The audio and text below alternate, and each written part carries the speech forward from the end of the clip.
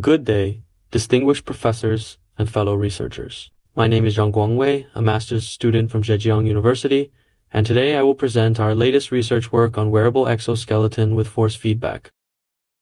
In some unstructured and complex scenarios, such as space exploration, current general-purpose robots cannot fully fulfill humans' expected functions. As a human-in-the-loop robotic control technology, teleoperation systems provide an effective solution, achieving an organic integration of human intelligence and robotic operational capabilities. Combining biomechanical properties with human factors engineering principles, we have developed a 7DOF wearable exoskeleton configuration, which consists of 3DOF shoulder, 1DOF elbow, and 3DOF wrist. This locomotor structure maintains a complete DOF correspondence with human upper limb mobility. As a general-purpose teleoperation device, the exoskeleton developed in this study incorporates a hierarchical control architecture to accommodate diverse operational tasks.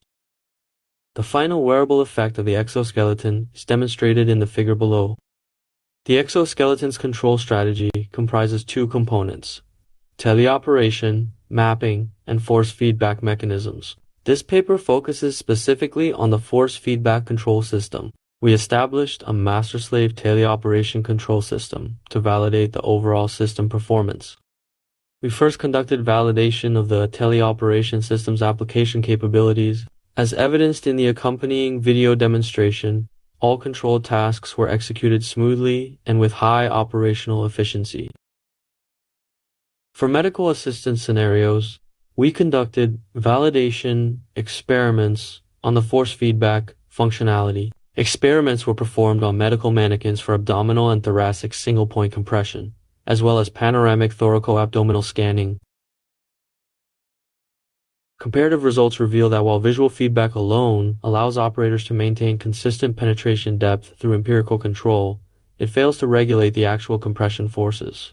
The implementation of force feedback effectively constrained contact forces to approximately 5N in the abdominal and thoracic regions.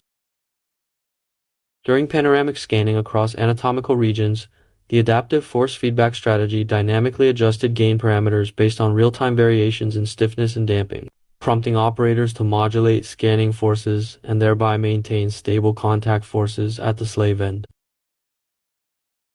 The experimental results validate the effectiveness and practicality of our proposed system and control strategies.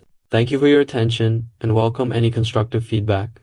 Finally, sincere gratitude to IEEE IES for the IES SYPA funding support, which enabled my participation and research presentation at this conference.